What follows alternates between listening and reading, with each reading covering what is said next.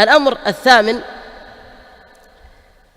سئل عن الإخوان المسلمين كما في قناة الرسالة يستفتونك الحلقة 13، سئل عن الإخوان المسلمين فسهل الكلام مع الإخوان المسلمين وسهل للغاية، وقال من ضمن كلامه إنه ليس عندهم أخطاء عقدية، فإنه تنضم إليهم كل الطوائف.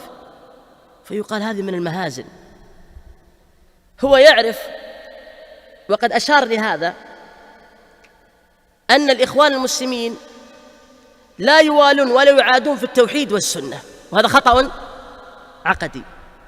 يعرف أن الإخوان المسلمين لا يدعو للتوحيد ولا يدعو للسنة ولا يحبون ويبغضون على ذلك، ومجرد تركهم الدعوة للتوحيد والسنة هذا خطأ أيضا عقدي، وكل هذه أخطاء عقدية.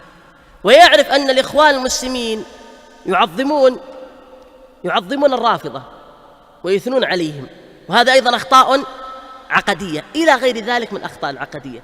فكيف يلبس على الناس ويقول ليس عند الإخوان المسلمين أخطاء عقدية؟ وسيأتينا تناقضه في رده على